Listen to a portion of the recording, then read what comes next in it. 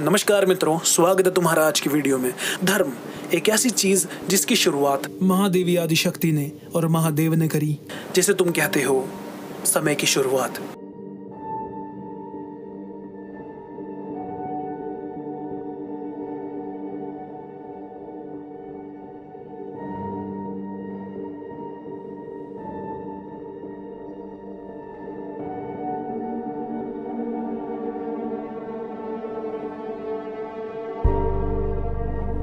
एक बार Jesus Christ के समय पर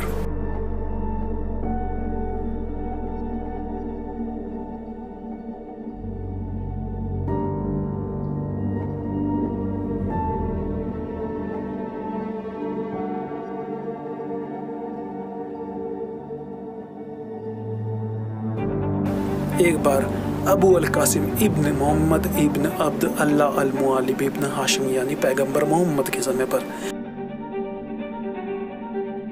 एक बार गौतम बुद्ध या फिर कहूं सुक्ति के समय पर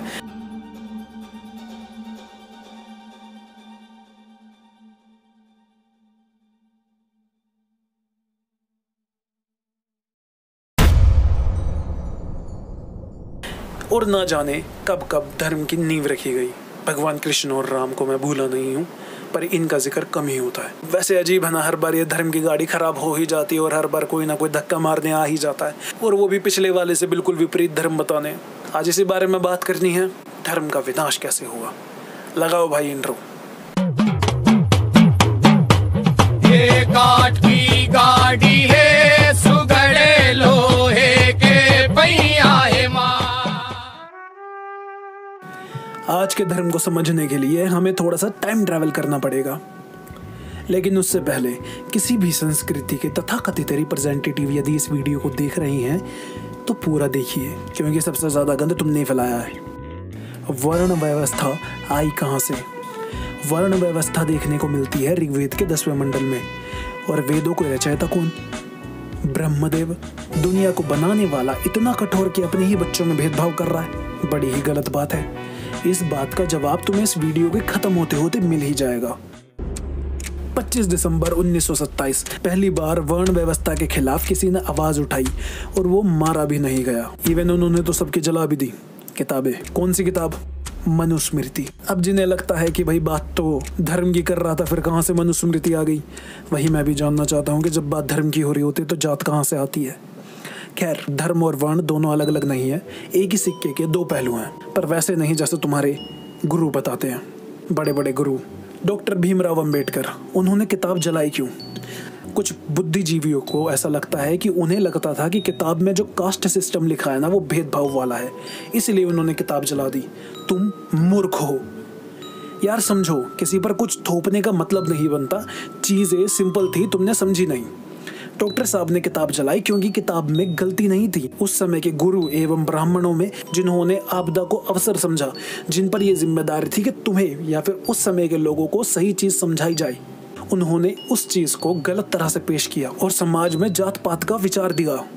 आक्रमणकारियों के आने के बाद डॉक्टर साहब ने किताब जलाई क्योंकि वो इन विचारों के खिलाफ थे, क्योंकि उस किताब में जो लिखा है उसे वैसे पेश नहीं किया गया जैसे पेश करना चाहिए था। इसलिए नहीं कि उसमें कुछ गलत लिखा, लोगों ने समझाया ठीक नहीं। धर्म कोई ऐसी चीज नहीं है कि कोई भी कभी भी आकर स्थापना कर दे या उसमें कोई भी चेंजेस कर दे। धर्म की संस्थापना हो सकती है, स्थापना नहीं। धर्म समझाया जा सकता है, याद दिलाया जा सकता है, बताया जा सकता है, शुरू नहीं किया जा सकता। देखो यार, मैं चाहूँ ना तो मैं अभी एक आधा श्लोक पढ़ मारूं, पर उसका फायदा क्या? ये रट्टाफिकेशन तो तुम्हारे गुरु भी करके बैठे हैं। किताबों को देखा, समझा कुछ नहीं, रट लिया, तोते की तरह बड़बड़ाते रहते हैं। ऐसे काम नहीं चलेगा, उसका असली मतलब समझना जरूरी है। तुम्हें इन सस्ते गुरुओं की आवश्यकता नहीं पड़ती अगर तुम खुद इतने समझदार होते तो। खैर, समझदार तो वो भी नहीं है। जिन्हें संस्कृत आती है उन्हें असली मतलब पता है, पर उन्हें कोई पूछता नहीं। अब तो स्कूलों में भी ढंग से इज्जत नहीं मिलती संस्कृत को। मैं तुम्हें श्लोक से नहीं समझाऊंगा, मैं सिंपल सी भाषा में बात करता हूँ। अगर मैं गलत हूं तो ये पत्नीव्रता धर्म क्या होता है, ये पतिव्रता धर्म क्या होता है, ये राज धर्म क्या होता है, और ये बाकी धर्म जो कि इस किताब में लिखे हुए थे, जिसको जलाने की बात तुम करते रहते हो।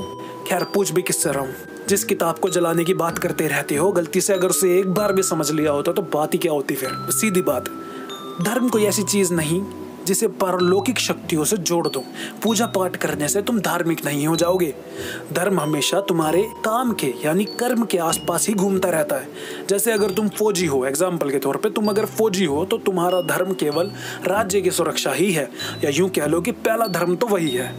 अगर कोई गुरु है तो उसका पहला धर्म शिक्षा देना है, ना कि अपनी इष्ट की कहानियों में मिर्च मसाला लगाकर और गलतियों को लीला बताकर कुछ ऐसे लोगों की भीड़ इकट्ठा करना जो अंधभक्त बने। इसे धर्म की स्थापना नहीं कहते, इसे धर्म नहीं संप्रदाय स्थापना कहते हैं।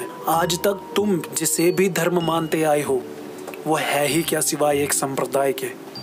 धर्म की डेफिनेशन तुम्हारे पास बस इतनी है कि मैं हिंदू, तू मुस्लिम, मैं ईसाई, ये बुद्धिस्ट, और अब तो एक सनातन धर्म भी आ गया। हैरानी की बात है। धर्म सनातन हो सकता है, सनातन धर्म नहीं होता। इतनी ही से तो बात समझानी थी, उसमें भी तुम लोग असफल रहे। इंसानों जागो, ये सब संप्रदाय हैं और इसके इर्द गिर्द जो भी घूम रहा है, जिसे तुम धर्म मानते हो, जिसे फॉलो करने से तुम हिंदू मुस्लिम बनते हो, वो सिर्फ संस्कृति है। जैसे हिंदू संप्रदाय वैदिक संस्कृति, मुसलमान संप्रदाय इस्लामिक संस्कृति, समझे। अब तुम पूछोगे फिर वर्ण व्यवस्था बनाई ही क्यों मनु ऋषि ने या ब्रह्मदेव ने? सिंपल है, बिल्कुल सिंपल है। अगर मुझे एक सक्सेसफुल कंपनी को खड़ा करना है तो उसमें मुझे तरह तरह के लोगों को काम देना पड़ेगा। कोई एम्प्लॉय, कोई बॉस, कोई HR, पियोन, कोई स्वीपर, कोई कुछ, लेकिन तब तुम शिकायत नहीं करोगे क्योंकि तब तुम्हें बदले में पैसा मिलेगा। और इसी को कहते हैं वर्ण व्यवस्था।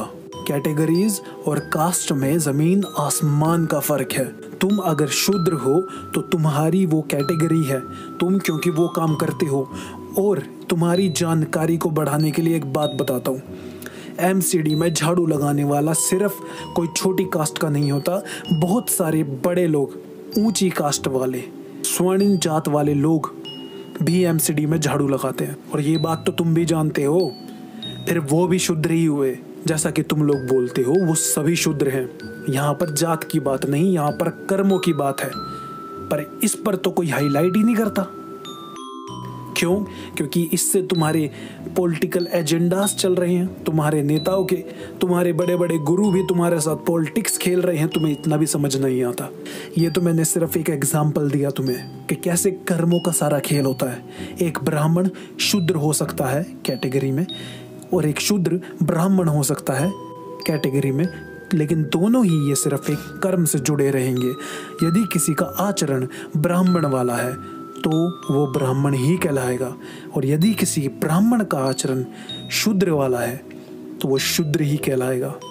सारा खेल कर्मों का है। तुम क्या करते हो उससे तुम्हारी पहचान बनती है। और ये तो बस एक छोटा सा एग्जाम्पल है, लेकिन मुझे उम्मीद है तुम समझे। और सही बात बताऊं, असली धर्म तो तभी खत्म हो गया था जब भारत की भूमि पर परदेशियों ने पहला हमला किया और देश को लूट लिया, और हमारे ही देश के लोगों ने उन आक्रमणकारियों के साथ मिलकर अपने ही देश के लोगों को मार दिया, वो भी चंद रुपयों के लिए। उस समय के फौजियों की बात कर रहा हूँ जो हमारे देश के लोग थे उनकी सेना के अंदर। शर्म की बात है, इतनी आग लग रही है आसपास, धर्म का नामो निशान नहीं है इस पृथ्वी पर अब। और तुम्हें आज भी लगता है कि ये कलयुग का प्रथम चरण चल रहा है।